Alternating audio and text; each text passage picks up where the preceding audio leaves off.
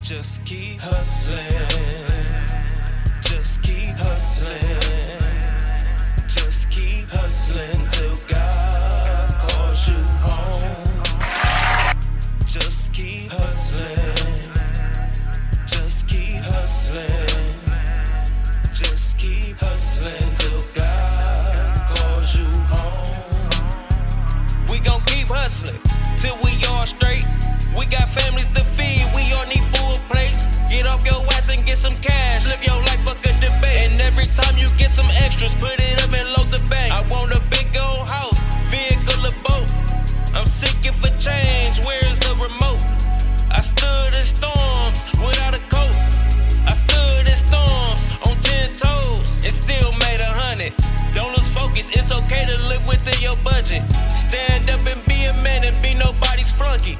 I'ma move how I move, cause I don't really care how a fan judge me. R.I.P. my brother E, he died the day before his check came. So how I see it, he was getting money in his sleep. Man, I swear these niggas broke as fuck with no way to eat. Then jump right up in your passenger seat and start the leak. Let's get the nigga out your seat. Just keep hustling. Just keep hustling till God calls you home.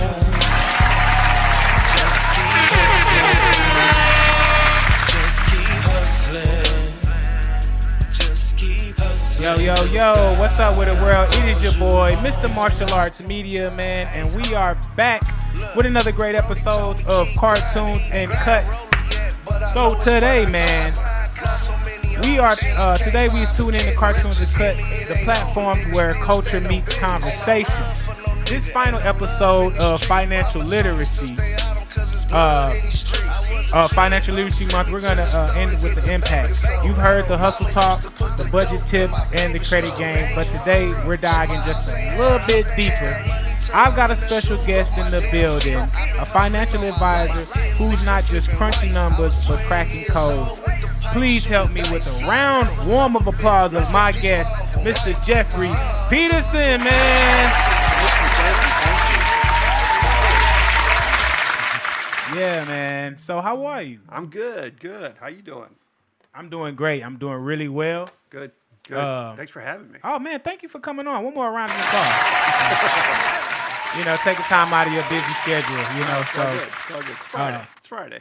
Yeah, it's Friday. Happy Friday to everybody, too, So, you say you was about to go to the Cardinals game? Yeah. Big Cardinals fan? Yeah, I am. It was kind of brutal last year, so it's the first game for motivated to go to for a while. So yeah. Oh yeah, it was. Hopefully, we'll bring him some luck. Bring in that rally squirrel. Yeah, you know what I'm saying?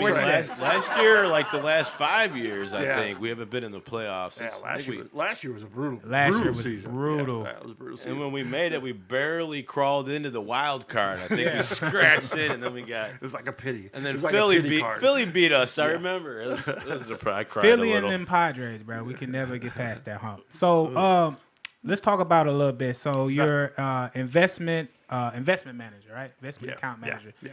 So, give us a brief background. What is that, and what do you do? Okay. Sad thing is I've been doing it for a long time, and I'm running up on 30 years now. So, and that's great. It's kind of cool, but it actually kind of makes me feel very old. Really? But yeah. So I pretty much kind of work with. I've got some corporate accounts, but generally I work with individuals. Somebody who's got some retirement plans, IRAs, like 401k. They need something to do with their the rollover. They leave their employer. Right. College planning, 529 plans. Hey, I've got some money. What do I do with it?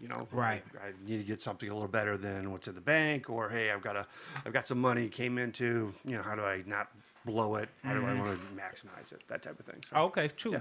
Yeah. So did you always have that mindset of wanting to manage money? Did you ever grow up in I want to be an accountant, or did you want to be a windsurfer or something? It's funny. Whenever you follow a mentor type of thing. My brother is an older brother. He's 5 years older, so I kind of saw what he did. He's like, oh, he's an accountant. I'm like, oh, I'll go into accounting.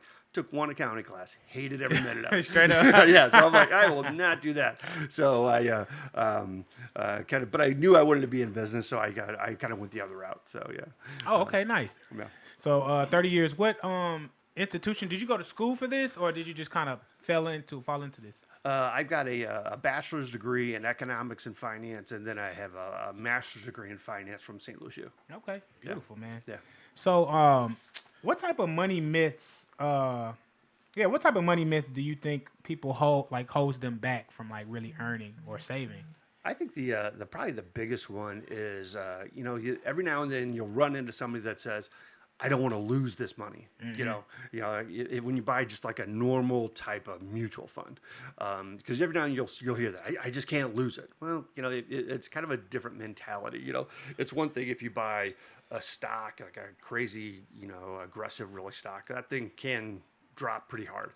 But normally, if you buy a mutual fund, I think if you think about it on a yearly return, typically, the annual return in the markets is roughly 10 to 12% type of thing. Well, on a depending on when you buy it, but for the most part, if you think about it like in that scenario, on a yearly basis, you might not make anything, but on a yearly basis, you're probably going to make 12%, 6%. Zero, you might be negative a year, but when it's all said and done, if you just hold on to it, you're going to make that 12%. But the myth is, I just can't lose money if I'm going to buy a mutual fund. Right. Just be calm. Just be calm. Let the thing happen. That type of thing. So people are. It's the mindset, you would say. Yeah. And they're not really patient on the return on investment. Yeah. So can you explain for the audience what is a mutual fund? Okay. Yeah. It might be a very simplistic example, but I think it actually works pretty good. So think about I kind of draw like a big square. Think about it like a swimming pool. So as opposed to kids playing in the pool, they're individual companies. So you've got like Boeing, you've got Budweiser, you've got Nike, right. Lululemon, Tesla. You've got whatever companies that you want to pick in there. And then as those companies, their stocks go up in value, the value of that pool will increase in value too. Correct. So how it relates to a swimming pool is there's lifeguards. Typically, the lifeguard's they're gonna throw out or the money manager, the manager of the fund, he's gonna swap out the stock that's not doing well. I was explaining this to a client who has like an 18-year-old son who had a little bit of money. The grandfather left him, and he wanted to invest it. So well, what is a mutual fund? And who actually just had a finance class, and he forgot all about it. Oh wow! So it was kind of funny. So I kind of reiterated it for him, and he goes, "Oh, that's right." So well, you remember Under Armour? He had an Under Armour shirt on. I'm like, Under Armour has been a horrible stock for probably the last 10 years. That portfolio manager will bump them out, and they'll buy a new stock. They'll buy, NVIDIA, which has been a fantastic growth stock. It's the chip maker for all the. They the one that. For that CHIPS Act, they did the best. One of the big ones. Yeah, fantastic. And so portfolio managers will move stocks in and out, and so that's kind of that lifeguard kind of mentality. So that's kind of the nuts and bolts of a mutual. Got you. And I guess the term mutual is because it's a mutual reciprocation. I guess because if your firm does well by swapping out this stock, then I personally, the stockholder or stockee, would do better. Is that why it's I think it's more of in insurance companies, there's different ways that you can be an owner of a mutual fund company or an owner of an insurance company. Sometimes they can manage as more of a corporation, but then sometimes it can also be managed like a partnership. Gotcha. And I think that's kind of the old way of using that term. And maybe that's just how they kind of swapped it over to funds. So I think that's probably how that kind of came okay. around. I got you. So was there a moment that changed the way that you saw money, like you said? That's interesting. I'm gonna throw my wife a link here real quick. Tell her watch on YouTube, guys. What I just did. That's what I just did. I changed my perspective on money. That's an interesting.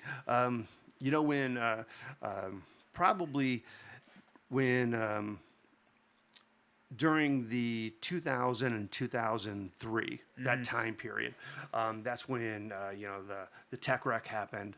Then you had 9/11. Yeah. Then you had the Arthur Anderson blew up. So you got 3 years in a row where it was just miserable, and that was just kind of it tries everyone's patience on investing, and plus I'm having to talk to people, trying to hold their hands, that type of thing. And so then you kind of ride through that and like, okay, kind of everybody takes a deep breath and you just kind of keep riding through it. And then what happens? Then you have I really kind of hate the term, but the great financial crisis. That's when the housing 2008. bubble. Yeah. So all that said, that decade, from the first decade of the century, from 2000 2010, the market did zero. Yeah, it was terrible. It was terrible. It was a tough time. Depends on when you buy it, right? Right. If you bought it in 2004, you probably did pretty good. If you bought it in the bottom in 2008, 2009, you probably still did all right. Yeah, depending on if you refinanced or not, right? Yeah, but it's kind of funny, it's the but that kind of you almost sometimes you need money to kind of keep working for you in those time periods, So and there's investments that can do that for you, even while you're trying to grow it.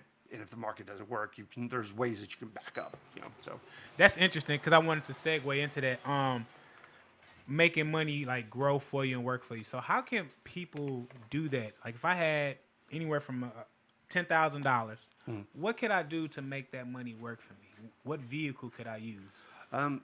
So without getting too specific, because regulators or my compliance internal people they'll yell at me. Yeah. But so yeah. So but like I said, mutual funds are always a good way of doing it. And I don't really want to hawk anything like I'm pushing anything one way or the other, but there's one particular investment, and there's it's called a variable annuity, but it has what's called a living benefit. So what that means is they're mutual funds issued by insurance companies, but so it's mutual funds. Okay, so it's just like what we described, but if the market doesn't do anything, there's a living benefit. Means it's like there's something attached to it when you go to retire that you could turn on a pension, and that pension you can grow at a 5 or 7% growth along the way. So bottom line of all that. When the market did, of that 10-year time period, the market did zero. If you had bought something like that, that living benefit grew at 7%. I had a client. I had inherited him actually. He bought 200. He put 200,000 into that investment, and his 200,000 and 2,000 started with it. In 2010, it was worth 210. So we made 10 grand for 10 years. Right. But that living benefit, because it was moving at 7% over that time period, was at 420.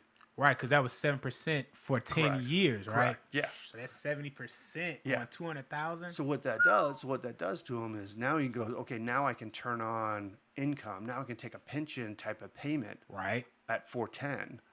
And so then now you've got like an income stream coming in. Wow. You can't necessarily cash it out. I want my 410. Right. But you could say, hey, now I can start pulling in from money. that. Yeah. Right. So you can take, necessarily, I don't know, $8,000 a month. Yeah. You can pull from that. Correct. And use that as a form of income or reinvest that. Right. Yeah. Yeah.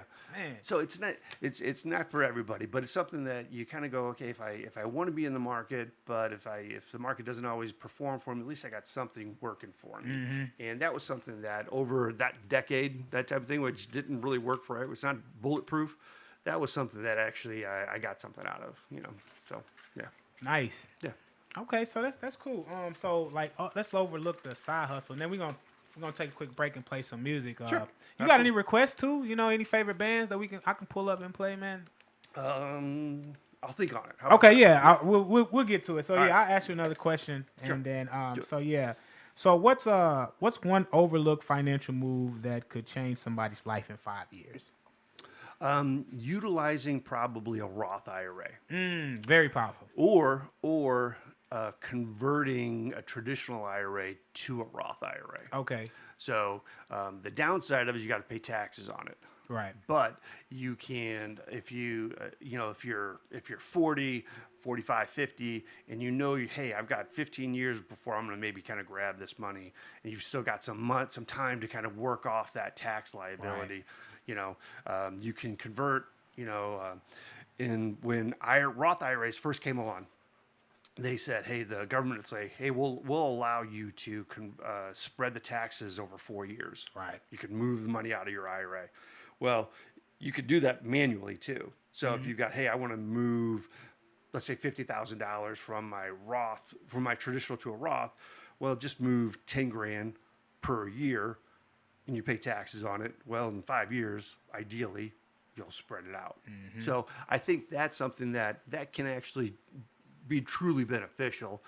Obviously, nobody wants to pay taxes unless you have to, right. But you're going to have to pay taxes on one way or the other. Either way. Yeah. And then, obviously, if the market does well, in 15 years, that $50,000 is going to be worth a heck of a lot more. So it'd be nice to kind of get that money, pay taxes on a lower amount. So for sure. Only thing life guarantees is taxes and death is what I've noticed. Absolutely. So, yeah. And for somebody who's young, you would say that's a good investment too, is to start a Roth IRA. Absolutely. Yeah, absolutely. Yeah, I started one not too long ago with my, I guess it's going on about 6 years now. I started one with my first community credit union. Okay. Yeah, and it takes increments out, but it's definitely been very beneficial. I see because I don't have a traditional retirement plan. Me being an entrepreneur, so sure. That's the route to go. Yeah. Now, do you have it? You can also do what's called a SEP IRA. Have you ever looked into that? No, I have not. Okay, so a SEP IRA, because you're an entrepreneur, because you're a contractor, 1099 type of employee, so a Roth IRA, you cap out at $8,000 is the maximum you can, or probably $7,000 given the age. That's the maximum you can put into an IRA. So a SEP IRA, depending on how much money you've got readily you can put into it, the government will allow self-employed individuals, you could put up to $60,000 into an IRA per year. So, and you get to deduct that off your taxes. So, it's kind of nice if you can stash away more money, you get a deduction. It's not an after-tax scenario like a Roth. But at the same point, you get your socking money away, and you get to reduce your taxes. So. Okay, well, yeah, that sounds like a plan that everybody should get on. Is a retirement plan, getting a Roth IRA. Honestly, then Absolutely. No, that's awesome. That's awesome. I'm gonna take a quick break, and we're going to leave you guys with one of these videos as soon as we get it pulled up. Technology is not my friend today. I don't know why it's not pulling up all of my playlists. What's going on? YouTube. But Justin, do you have any questions, man, while we get this next track pulled in?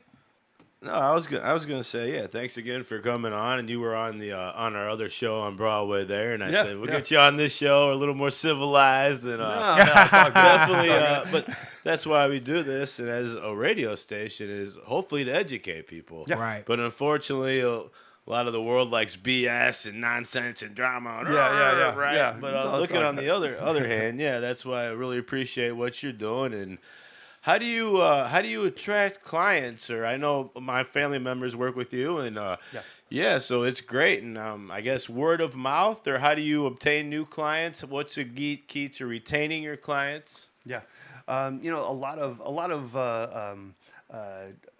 new clients are generated mainly from referrals. Kind of service. Take care of people, kind of provide a good performance, that type of thing generally helps. But generally referrals. I've got a very small, weak marketing campaign that I endeavor to go in on. Sometimes it performs well, but sometimes it doesn't. So yeah, that's great. Yeah, but that's the key in any kind of it's more a service business which you're in. So that's kind of what we do here. Is you want your clients, customers, guests, whoever, just to leave with a positive attitude. Yeah. And it's a lot easier, I believe. Yeah, it's a lot easier to leave a complaint than a compliment, right? When you mess up, oh man, you're gonna hear about it. Right. What's the adage? What's the adage? It takes a lifetime to build trust, and then it takes like 5 seconds to lose it. Lose your reputation. Absolutely, that's right. For sure. We're gonna take a quick break. We're gonna go to my girl Ray Bands all the way into 217. This is her song Executioner. So guys, execute and get a good budget together. Let's get it. Cartunes and Cuts. Oh, there you go.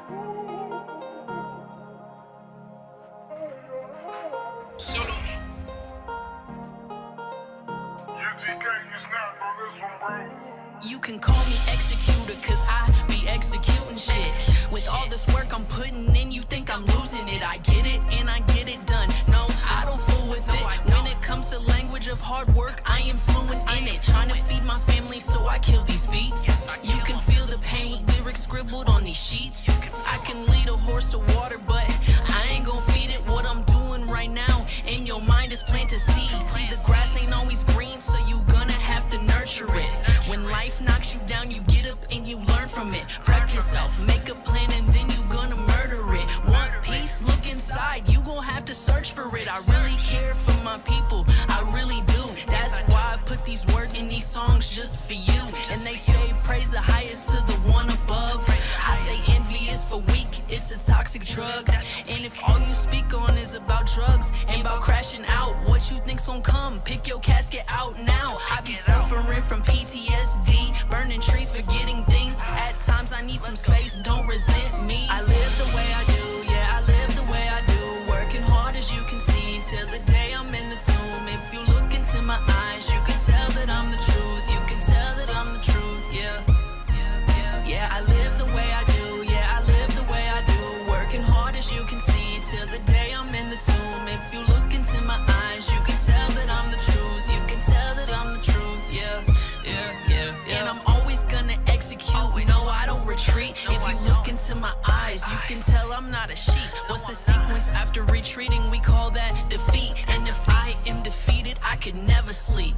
You don't even know it, but you building a legacy. See, fruit is gonna grow if you just plant the tree. And no one talks about the grief when it comes to greed. Sometimes it's time to ride, other times it's time to flee. And they call me Ray Bands, cause I've been that. Someone to count on point like a pin cap.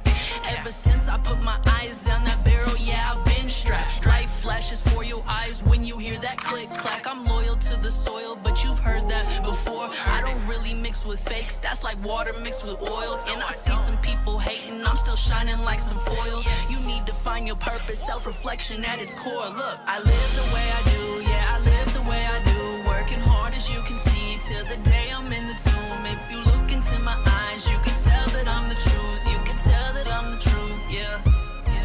Yeah, I live the way I do, yeah, I live the way I do. Working hard as you can see, till the day I'm in the tomb. If you look into my eyes, you can tell that I'm the truth. You can tell that I'm the truth, yeah.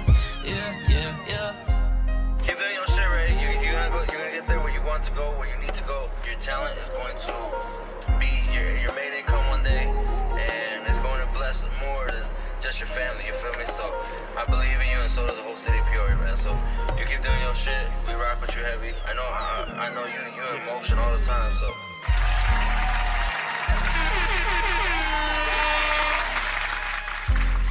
Yeah, man. That was my girl Ray Bands with Executioner. Ray, we love you, girl. We love that song. It was hot. That was good. Yeah, it was a really good visual. Really good, yeah. Talented. Who's the director of that video? It actually was directed by Solo Vision. So shout out to my girl Ray Bands. We're gonna throw another round of applause for her.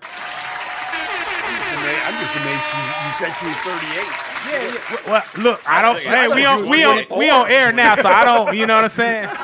We on air, so I got to be factual. Rewind the track. Yeah. Well, okay, all right. You know, women, you can't tell their age. So look, she's she's 18 again. You know what I'm saying? No, man, we are. I didn't mean to get you in trouble. Right. I just want to put this clip out. You know, that's all. But no, execution, which was good. It definitely ties into what we're talking about, executing better money management, a mindset. And then the scene about when she's talking to her counselor, therapist. That's what you are. You are Absolutely. advisor, Financial therapist. you know, a money therapist. You know what I do I mean? do? It's it's you say that, but it kind of you when you do this long enough, you do kind of almost turn into kind of a more of you have to read people's emotions and kind of help them through. But remember what we talked about. Okay, you're right. That's just stay with it. And, Right. You know, you just kind of ride out the time and it just you kind of keep them back on track. You know, that type of thing. So No, for sure. yeah. We didn't talk about where you worked at. So it's Patterson Wealth Management. Yeah. Right. So and so that's where you spent your entire career there. And that's what I was wondering about. Yeah, and then with Cutter and Company, correct? That's who you work with them. Is that your partner, or how does that work with? Sure. Yeah, those So I'm independent. So independent means that. So previously I worked at a larger brokerage firm. So before going independent, I was with Stiefel Nicholas. Okay. So Stiefel Nicholas means that they pay the rent, they pay licenses and all that stuff, and because of that, they take a larger percentage of any revenue. So when you go independent, It's the umbrella. I correct. guess, Yeah, but when you go independent, you pay rent, you pay all your licenses, you pay Everything's for on everything else. Yeah, but someone has to hold your license. Someone has to still supervise you. Cutter is that person, that firm that does that. Got you. But because I'm independent, I can market under myself, which is Patterson Wealth Management. But technically, if I wanted to say I'm an employee of Cutter, technically I am. They hold it all, but for the most part, they just kind of do back office stuff. Got you. That makes sense. Yeah. Okay. Yeah. No, that definitely makes sense. So is that on the business side? Could you scale that to be completely your own independent, where you hold your own? Because who holds Charles Schwab's, if you will? Well, Charles Schwab's big enough; they can. Gotcha. They're the umbrella, yeah, right? They're the umbrella. Yeah, they self hold Self-govern. it all. So Right. Self-regulate? Yeah, self-regulate Okay. to a degree. Yeah. But so the all of the investments that clients have, so they Cutter. Does all the supervision and all that for licenses and all that, but all the investments are held through a company called First Clearing, which is the own division of Wells Fargo. Gotcha. So they have all the SIPC insurance and FINRA and all that. Right. If anybody steals or walks away with money, clients are insured. So, Got you. that makes sense. That's the main thing. And yeah, with the regulations, I guess they're tightening up the regulations as far as the financial industry. I mean, you've heard some horror stories, of course, the bigger companies taking over and everything, and it's To a degree, Bernie Madoff didn't make anything any easier. Oh my God, Bernie Madoff. Yeah, it is, yeah. But it's the there's always a lot of documentation. There's always a lot of anti-money laundering. Continuing education that everybody has to go through. And, there's that type of scrutiny and Right. how do you, oversight, I guess. yeah. How do you protect yourself as a consumer from maybe a company that's not so well, I guess, or how do you determine a good company that's fit right for you? I think any company that's got that's been around for a long time, they tend to be pretty good. Right. The under FINRA, which is the regulatory that kind of looks over brokers. They're kind of like they're the body that looks over them all. There's also what's called a broker check. You see ratings on there, I guess. Or The broker check. If you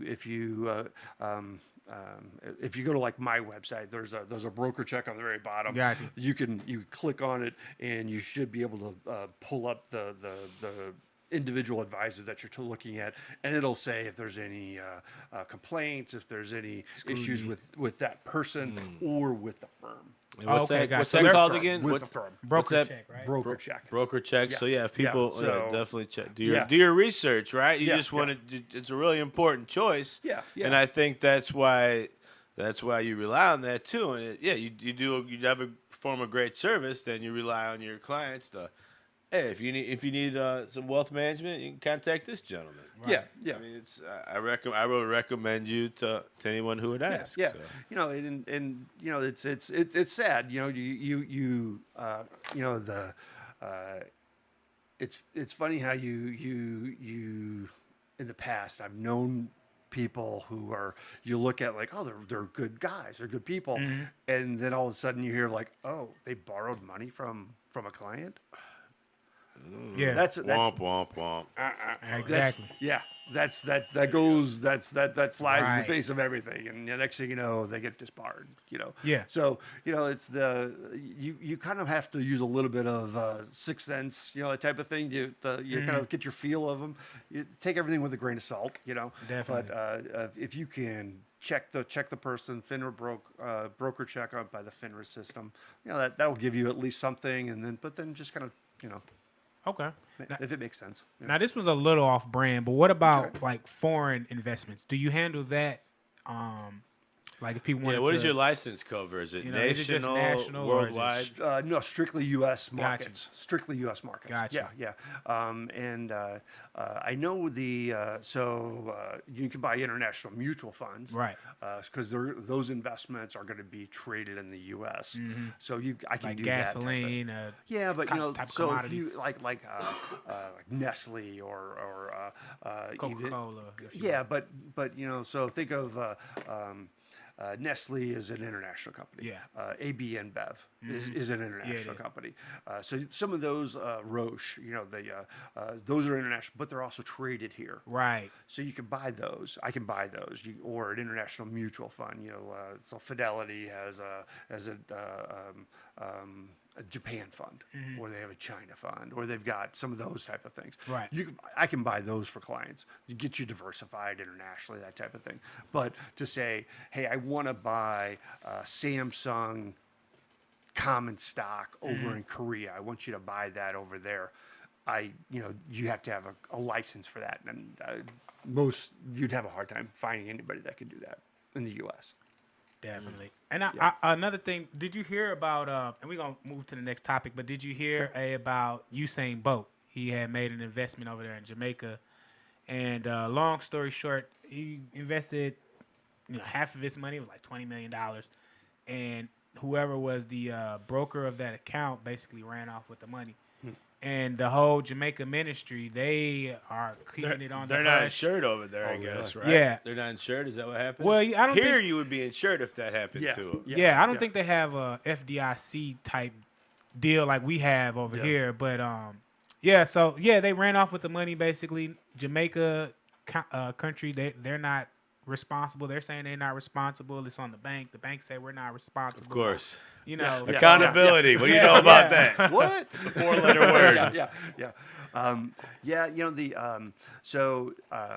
So within First Clearing, which is the company that holds all of our investments, right?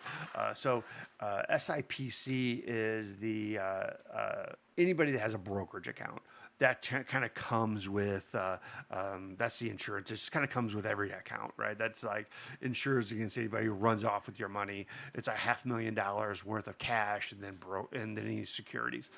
But First Clearing goes out to Lloyd's of London, and it'll insure up to, I want to say $10 million.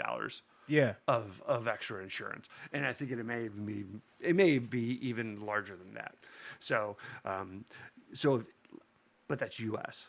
So if you're in the Bahamas, you're taking an extra level of risk when you're outside the U.S. So yeah, I think that's the thing. So you mentioned tariffs, and I wanted to play this quick clip. Real quick of Kevin O'Leary. You watch Kevin O'Leary sometimes on CNN. I have a hard time saying Mr. Wonderful, but yeah. I don't call him Mr. Wonderful. I can't call no man Mr. Wonderful. Exactly. You know what I'm saying? Come on. It's like calling him Delicious. I'm not gonna do it.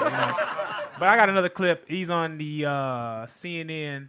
I think with Scott Jennings and all of them guys. Okay. And then I just want to get your reaction. Sure. So What do they think is going to happen? Let's be pragmatic with tariffs and not get emotional about it. They are short-term weaponry. Let's just take India for an example. You might want to tell that to all of you. But this is Kevin, you might want to tell that to the president. I want to deal in the real world. Let me answer because in the okay? real world, when Donald Trump says, "I want to pay for eliminating the income tax with tariffs," that doesn't sound to me like a man who thinks this is just a short-term negotiation. Why would you think any individual in government that doesn't face an election gives a damn about polls. They don't. He's not facing an election again. It's over. Right, no. We want to sell an American car in India. They charge us 110% tariffs. We charge them nothing to bring the Jag into the U.S. Why is that fair? Let's just stay focused for 1 second on that.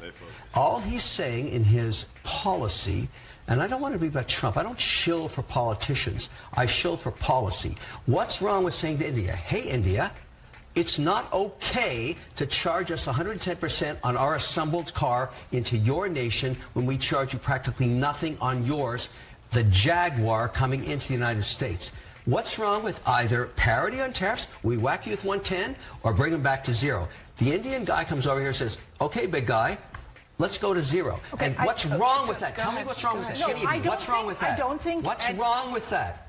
I don't think anyone is suggesting that tariffs used very strategically... I rest my case, Your Honor. Very strategically are Tit a for tat. useful Tit for tool. tat. It is the way it's being done. Well, Reciprocal? Is that what it is, right? well, Reciprocal it's tariff. called the Reciprocal Trade Act, and that's what he said. He wanted tariffs to be reciprocal, and what he's explaining is exactly correct. Now, before I ask for your reaction, people always say, well, the last time we did tariffs, it crashed the nation and we went into the depression, this, that, and that. That's only a chunk of the story. That was under the Smoot and Hawley Tariff Acts, where it didn't ask... 2008? No, 2008 no, we're talking about... Smoot and Hawley's long time Smoot and ago. Hawley was back Okay, in okay. 1913. 1913? 1813. Something. No. It was right before the Look it Depression. up, Google. What we got? I ain't got to. It's So 1913. call it 100 years ago. Yeah, Let's over just, let's just 100 round it up to Plus 100. or minus. Yeah, 100 years ago, the Smoot and Century Hawley ago. Tariff Act. You know what I'm saying? Where it was a long-term fee, and you know what I'm saying, they did raise the tariff. I think it was over 20% or whatever for goods, and it crashed the economy. That was part of the reason. That wasn't the whole truth. That was before the Great Depression? That was leading up to the Great Depression. Okay. That was part of the reason, but that wasn't the whole thing. You know what Sure. I'm saying? But the repercussion to that was the Reciprocal Trade Act. If you charge 10% for a trade, we'll charge 10% for that commodity. You know what I'm saying? Sounds fair, I guess. That's No? but so 40 years ago, they sold the American auto industry and manufacturing industry was sold to China for cheaper labor and stuff like that. And everything shipped. American steel went down. That's where you saw all of the good jobs go down. That's where you see the housing market crash because nobody could buy houses. And the healthcare industry crashed because nobody had benefits to sustain their healthcare. And Is there a question? I'm sorry. I'm talking to Justin now. What's your reaction? I'm sorry. We could go on that. How do you feel about that? Tariffs, and why aren't people truly understanding how this could be a good thing? I think, Pros and cons. Sure. Yeah. It could be a Sure. good thing. I think the scenario that I think hasn't been fleshed out very well is I think Trump is using one. I think there's 10% just across the board, Right. and that's new. That's new to the scenario, right? Anything beyond that are reciprocal, I think that's just kind of getting everybody to the table. Mm-hmm. Obviously, they went into effect all of like 3 hours. Right. You know, then it was like, okay, now we're going to pause it. So it kind of freaked everybody out, and that's one reason why the market suddenly took a deep breath, and we rallied all back. Right. You know, suddenly now the market's going to be down maybe 3% year to date after today, because the market's up today, and so we're going to be about 3%. So I think when it's all said and done, the 10% is going to be new. And I was listening to a guy, a big research guy, Warren Pye, from 314 Research. Okay. And That's funny, Warren Pye. yeah, I That's know. funny. You know what I'm saying? You know what he did? I like research fun, is so I'm Pye. sorry. Pye. No, he's from Florida. Oh, well, 314 is St. Louis. Yeah, right? yeah. But Pye, you know the Right. he said back in 2018 when Trump put on the tariff on China, the Federal Reserve did a research report, and they color code things like the beige book, or they did a teal book survey, and they do scenarios of kind of how is this going to do, and they concluded that tariffs, when it goes on, the market adjusts. It flexes. It's like, oh, what is this going to? And then it moves forward. Right. So, if obviously the 10% is going to be here for a little bit, it might just be on. So the market's going to flex. Everything's going to shake it all out, and then it's going to move forward. Right. So I think that's kind of obviously you're going to pay a little bit more, which no one likes, and then I think it moves forward. The reciprocal ones, I think that's outside of China. That's Right. going to be on there for a while. They got to work that all out. But I think the other ones will. I think it's just going to be a negotiating thing. Yeah. Not to bore you with this, and I'm. No, I know. You're not boring me. I know I'm here to talk. So Probably the audience. You know what I'm saying? We're sorry, guys. But yeah. So we do some jumping jacks. Yeah. Well, New York Times did an article just the other day. You remember we actually talked about Matthew Broderick earlier today. Yeah. You remember War Games? Yeah. Okay. Classic. So New York Times did a War Games of tariffs. So they put out this board game, and they put red little pieces on the world that they laid out, and every red piece was a negative about the tariffs. Right. And they had in a conference rooms all the different world trade people that they would talk to, and the U.S. was forced to run to each conference room and try to work out a deal. And they said by midday it was looking kind of ugly, but by the end of the day, all the red pieces were taken off. Yeah. Because the U.S. was able to make unilateral or bilateral deals by each individual. Right. They said that. They said that the U.S. delegation was running to each conference room, and that was New York Times is not very complimentary to the. No, they're not. Yeah, I think it kind of pained them to say that, and so they say, well, we'll see if they can actually pull it off. Right. Which I think is kind of funny.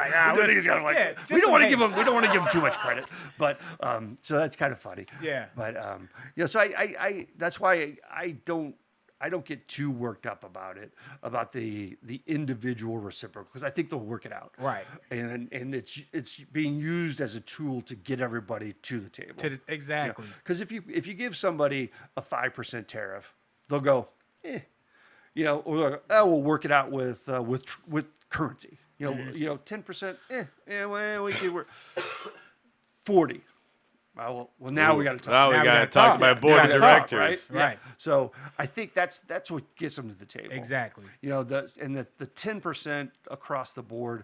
Well, that's kind of that flexing thing. The market will flex, and then we'll keep going for it. So I think it's never pleasant. Nobody likes to pay more, but I think you just got to move forward. Yeah, so, I agree. I think that's wonderfully executed, like eloquently said how you put it like that, and I think ultimately it's to encourage manufacturing jobs to come back here. Right, but but that's what I was thinking. It's to encourage jobs, human jobs. But now we have the AI and the robots and everything, so we're losing human manufacturing jobs, which were sent overseas for cheaper labor. Correct? Well.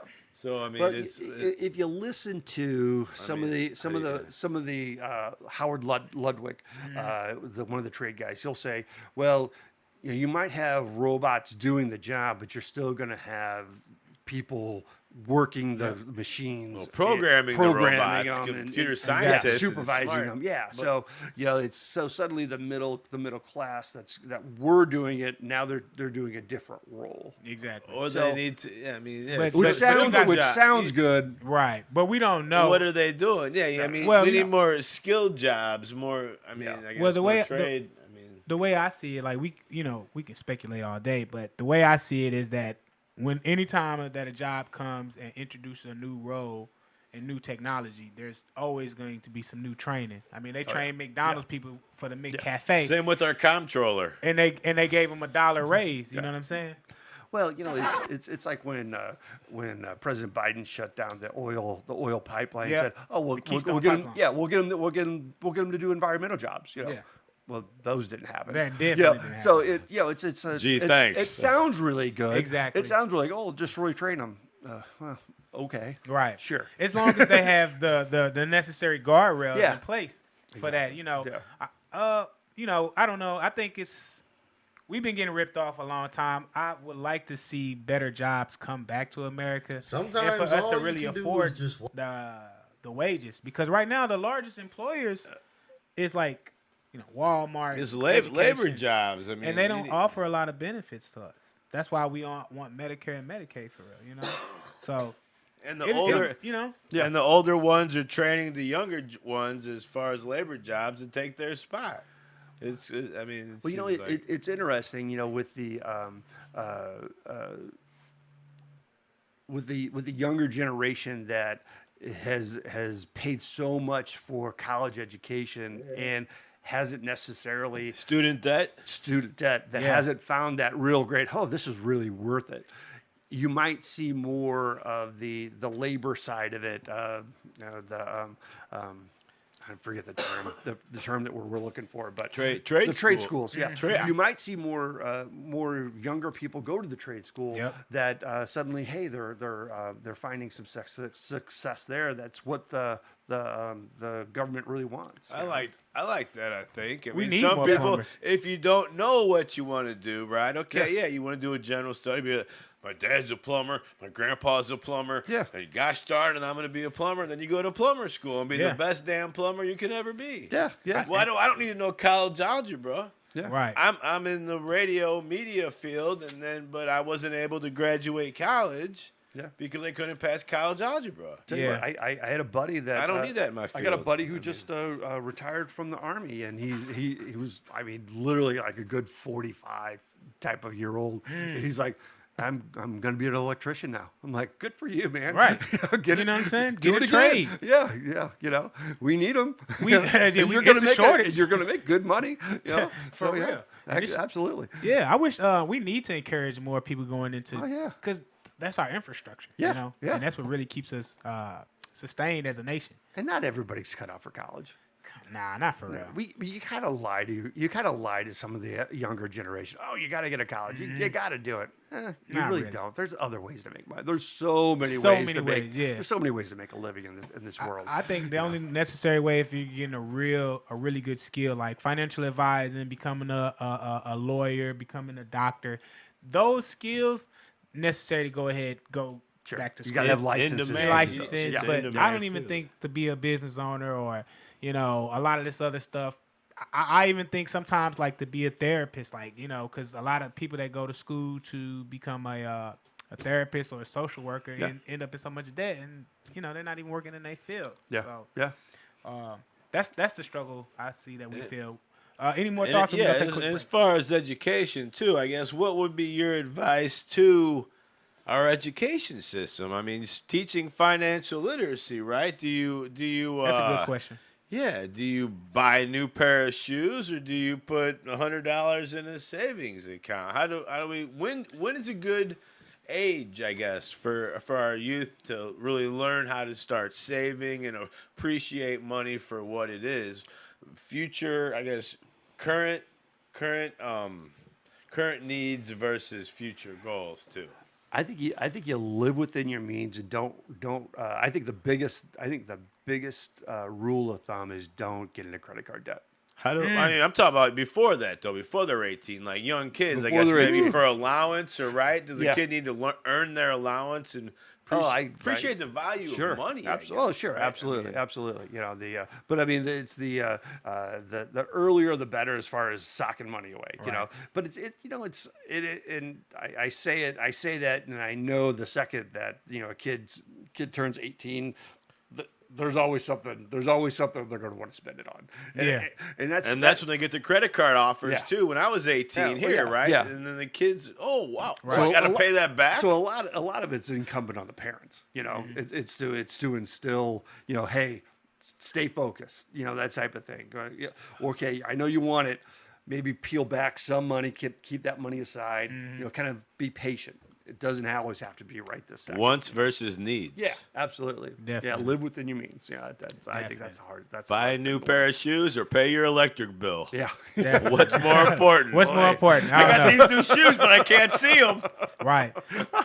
Ouch. We're gonna take another quick break, and that's kind of funny. Like, which is more? Do you save money or do you buy some alcohol like Reposado?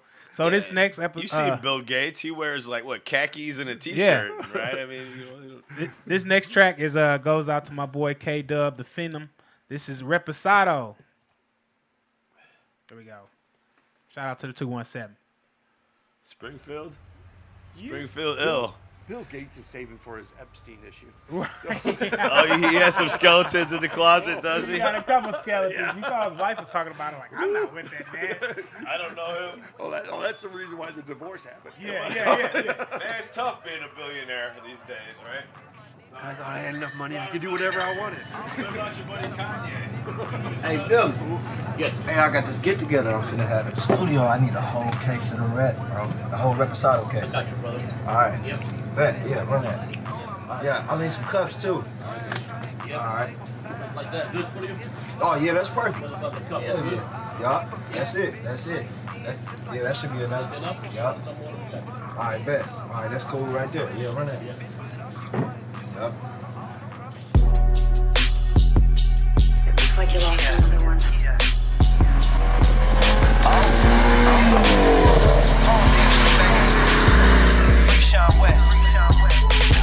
You know I'ma get it in. Home team, yeah, we set the trend. Women, I be swimming in. Told that bitch to bring a friend. Know we finna live it up. Reposado in my cup. Bitch, I'm from Decatur. Fuck a hater, we gon' get it up. I be bout my paper, chase the money. That's by any means. Stack it up and get it all. Then break bread with the team. Know we finna live it up. Reposado in my cup. Bitch, I'm from Decatur. Fuck a hater, we gon' get it up. Swear I'm never losing. Bitches choosing, I'm the chosen one. D.U.B. the phenom, you a peon, I'm the coldest one. Free my nigga West when he touched down, I swear you niggas done. Home team finna get him, once I kill him like the golden gun. Bow!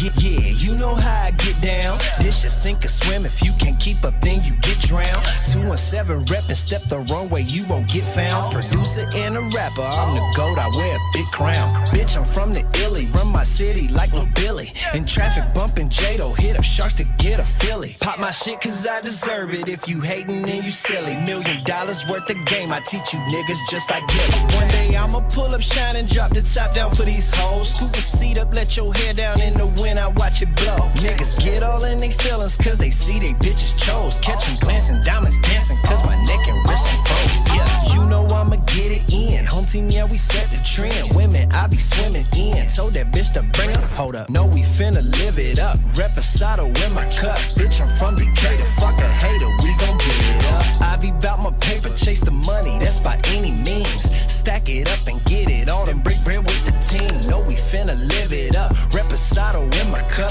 Bitch, I'm from Decatur. Fuck a hater, we gon' get it up. Yeah. Oh. You know what it is. Home team shit, baby. Free Mr. West till it's backwards. Let's go.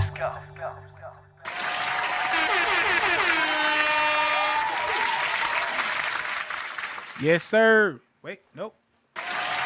Yes, sir, man. That was home team. K-Dub the Phenom, man, with Reposado. You know, don't be spending all of your money on some Reposado this weekend, okay?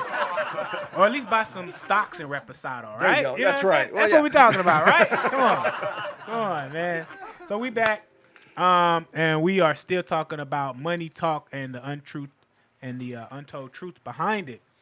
A good segment that I really want to touch on as we're about to close is really about love, friends, family, and boundaries with money talk.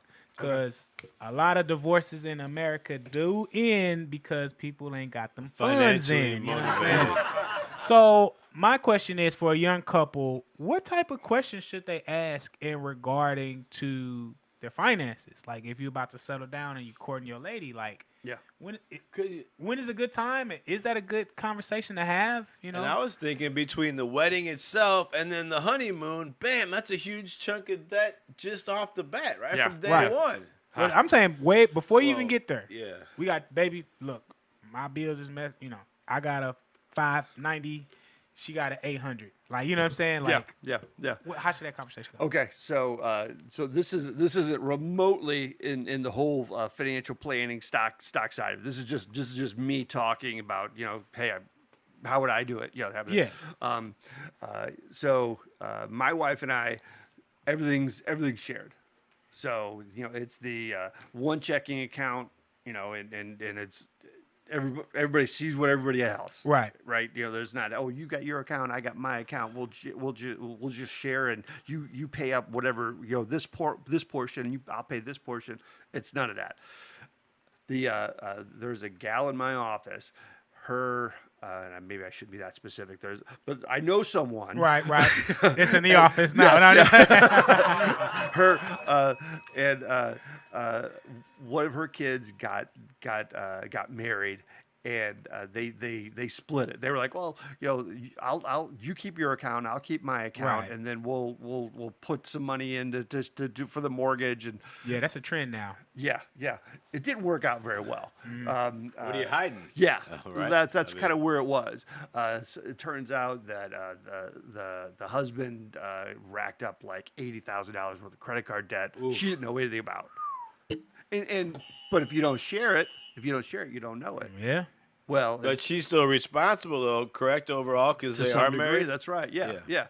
And you know, it's one of those where, you know, if you're getting into, especially in a marriage scenario, you know, you should be open enough and honest enough to, at least in my opinion, that you should be able to share. You know, I mean, you're sharing everything else, right? You know, I mean, why aren't we not comfortable enough to have Makes this sense. conversation? Exactly. You know, if we're not, then why aren't we? And if we're not at that point to be able to have that open and honest conversation, there's something that's wrong. We shouldn't even get married then. Correct. You know, Yeah. right? That's kind of my maybe that's a little old school, but You know, that's where That I'm makes at. sense. the new school's not working though, so it seems like. Correct. You know, Yeah. so yeah, because and so when you get married, a lot of people say, well, I file joint before, like the first year. They say, oh well, when we file our taxes, let's file separate, not joint, right? Separately or joint, Okay. yeah. You know what I'm saying? Because they're like, oh, most people say, well, because if we file joint, then I'm gonna receive less money than filing separate, so let's file You separate. combine household income, I Right. think, Yeah. is a certain tax bracket. Now, is that necessarily a good strategy, or no?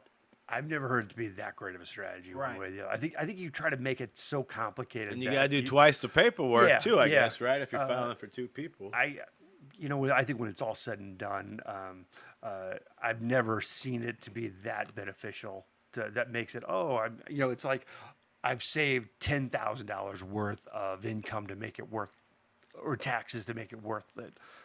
You know, the difference might be all of like $100. Yeah. You know, it's when depending on the level of money, I can never. I probably would say just make it easy on everybody. Just file it separate. Yeah.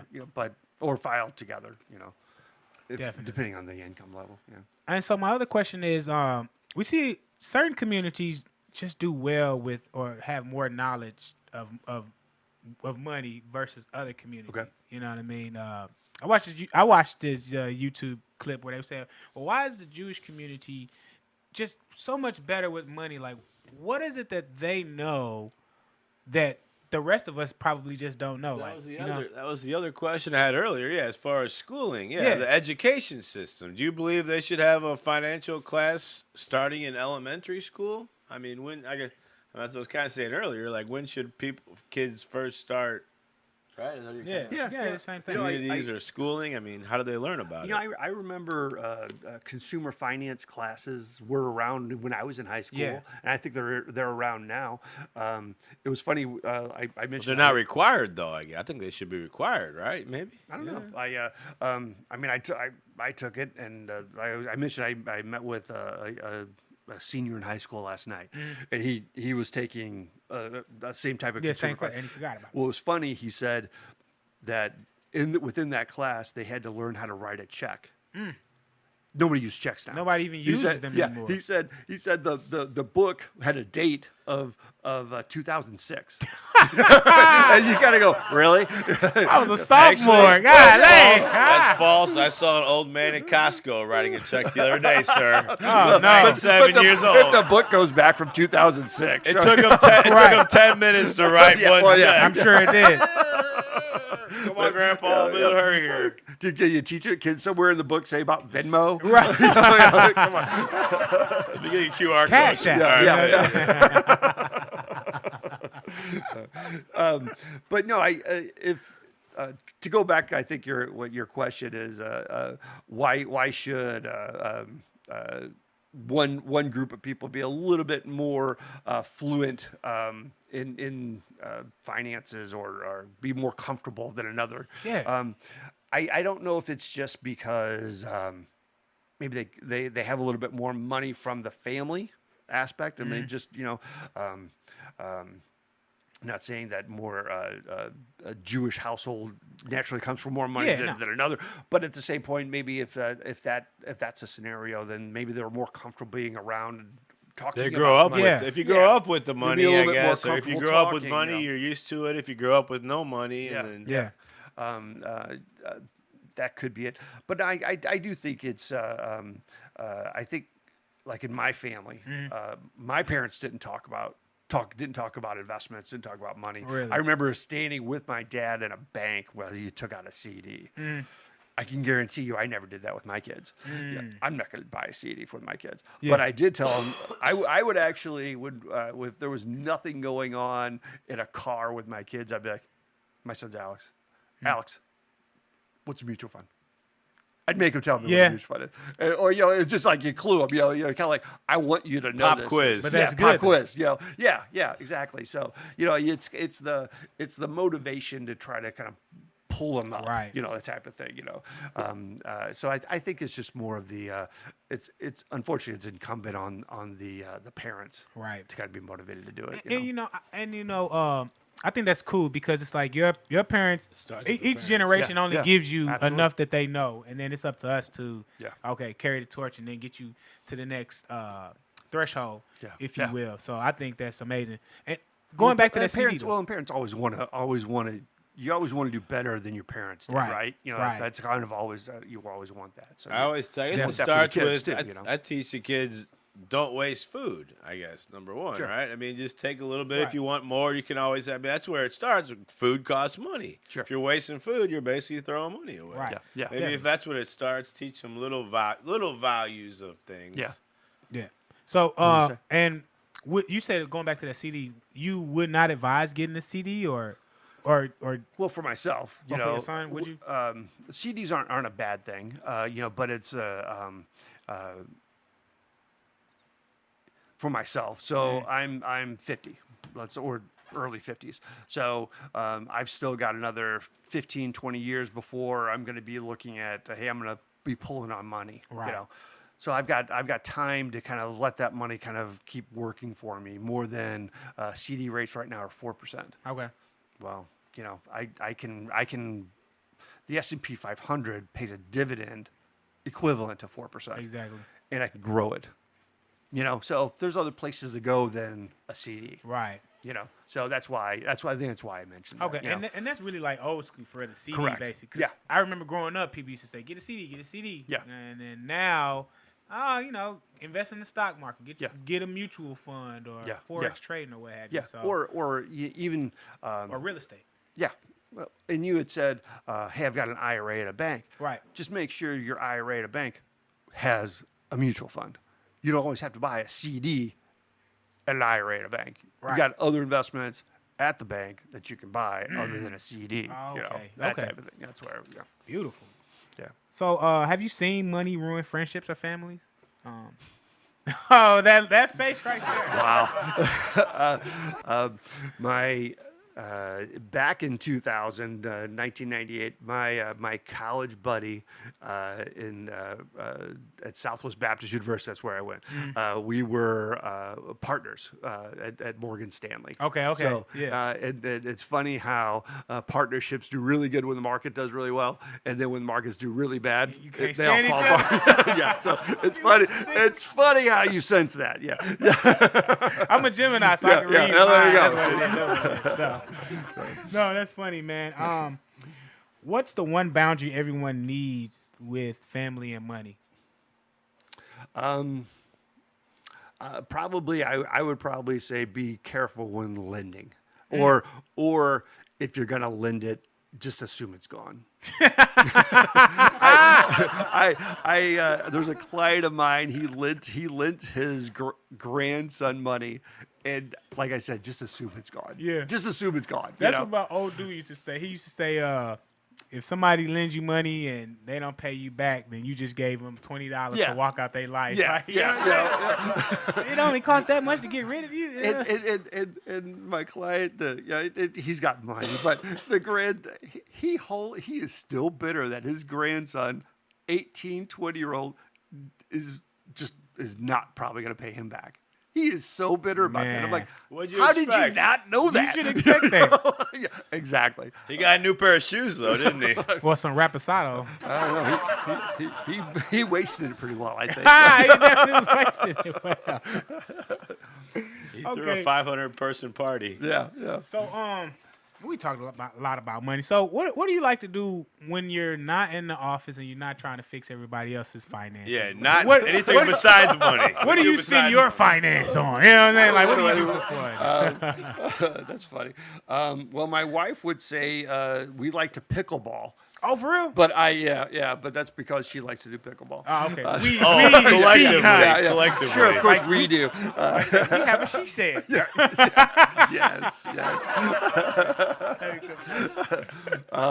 But I guess besides that, I'm a martial art guy. So really? Yeah. What do you practice? A variety of things. So if people don't give you their money voluntarily, you can take it from them. I help run a martial arts school up by Westport Plaza. Yeah. Oh, for real? Filipino martial arts. Yeah, I am martial arts. Not just my name, but I practice judo. Oh, do you? Okay. Yep. So we do Filipino martial arts at the Westport Plaza, but I'm also doing Brazilian Jiu-Jitsu. Oh, nice. Which also incorporates a lot of judo. It does. Judo. It does. Yeah, so Jiu-Jitsu means to break. Judo means the gentle way. So that's really what it translates to. But it's the exact same moves. They just know how to break your wrist. Me, I just know how to just hurt do it it nicely. a little bit. Yeah. Just throw you really hard. Throw you really hard. That's it. Make you think twice. Be like, hey, that guy's 155 pounds. Yeah, and I'll toss you across the room. There you go. No, that's cool. So, how long you been in martial arts? That's nice. Yeah. I got started in 13 when I was 13. Really? So it's been a long journey. Yeah, Grandmaster. Yeah. You got the glow. You have never won. Yeah. You ever seen Barry Gordy Enter the Dragon? Oh yeah. Yeah. Who's the master? He got the glow. Ouch. That's cool, man. Any places that you like to visit in or out of the country?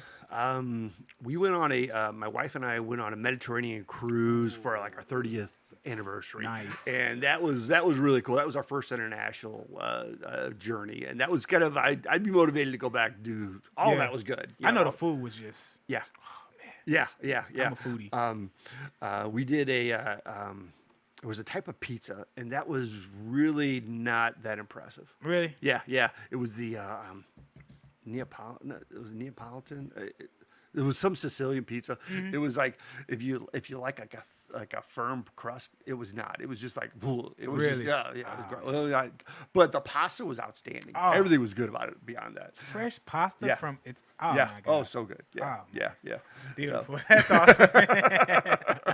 Yeah, but it was what was funny about it, and I won't bore you with this, but it was right when COVID hit. Mm-hmm.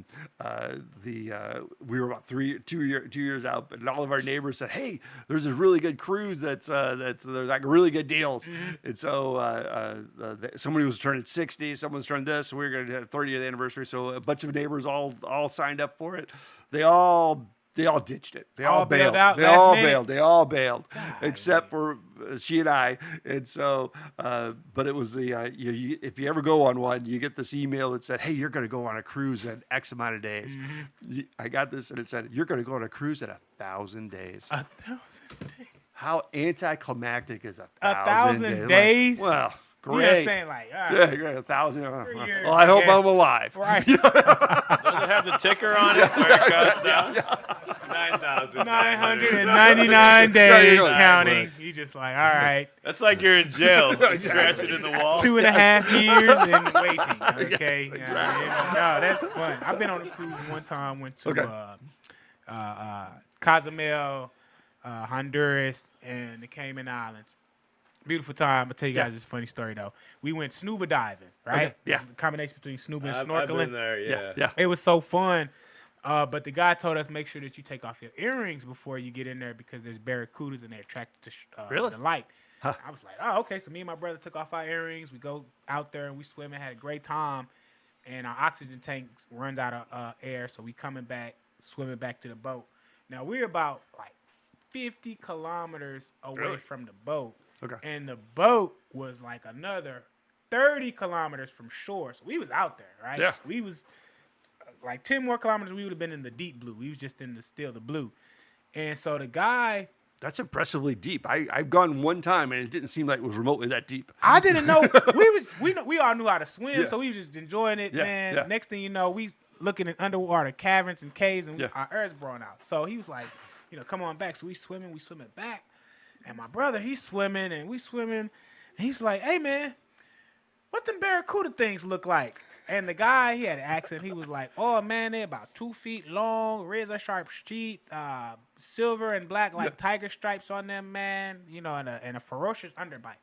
And my brother was like, we all pedaling. And the guy was like, why you ask? He said, man, because I think I see one of them up under us. You know what I'm saying? He laughing just like you, like, man, nah, I don't see nothing in there. So he put his goggles on. He look up under. And he was like, oh, shit. Instantly, I'm like, swim! Everybody swim! We all swimming. Man, we almost died in the middle of the ocean, man. You know what I'm saying? I would do it again, though. I'm not going to lie. What are the odds it'll happen again? Come on. Come on. You ever been struck by lightning twice? You know what I'm saying? So, no, man. We're about to wrap up. Is there any other thoughts or comments? I really appreciate you coming. No, I enjoyed it. I really did. Yeah. Thank you for having me. Thank you. So if anybody have any questions, where could they go? If they can reach out to you, if they want to sign you Sure. up for advisor. I've got the longest tagline ever, but it's www.pattersonwealthmanagement.com. Okay. You could also, I've got a call my direct line, 636-779-0664 is my direct line. So awesome, man. Happy to help. We really appreciate you. Justin, got any thoughts? Yeah, I appreciate you. I'm glad I got to jump in here and there. I'm doing 10,000 things right now. But, yeah, definitely always welcome back. Glad to have you back. And hooked you up with this guy. I knew he's got some paperwork, so he comes prepared. There you go. I appreciate it. Yeah, appreciate what you're doing. I definitely recommend you. Recommend you to dealing with teenage daughters. Oh, there you go. You know how that is. Well, I brought a couple gifts for you, so I appreciate it. Nice. Do you want to see it before you let me go? Yeah, sure. We can put it on camera. Is it a mutual fund? No, just it's a flask for Kool-Aid. It's a flask. Ooh-wee. Goodies. You can show them. It's a where the camera's on. It's a ruggedized flask. You on this one? Yeah. Yeah, let's check this Patterson out. Wealth Management flask. It's not bulletproof. No, though. no, not. but it is ruggedized, which I thought was kind of cool. So, I've never had a flask. This is my first flask. so Really? yeah. Yeah, and, Well, and- yeah. and it's not like a groomsman prize, you know. It's kind of you always see like people get married. They go, well, thanks for being in the wedding party. I'm like, I guess they'd be like, marriage depressing. Take a drink. You know what I'm saying? I'm just playing.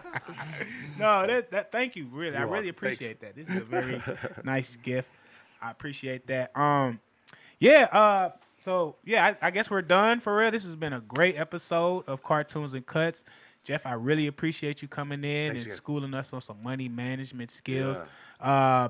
This is part 1 of a double feature because I'm going out of town to Texas next week for my baby cousin's graduation, Texas A&M. Tomorrow I have DJ Kmean coming in on the scene, and we'll be talking about how to get your record spin in the club. This has been another great episode of Cartoon and Cuts. Yeah. On our way out the door, I'm going to leave you with one last final record, and this one we're going to go Leonard to... Skinner. Leonard Skinner. We're going to go to... No, we gotta go out on a party vibe. And this party vibe will go to my boy Rock Racks. This actually is appropriate. 100 Bands by Rock Racks, because that's what we're trying to get. Let's get it. This is another episode of Cartoons and Cuts.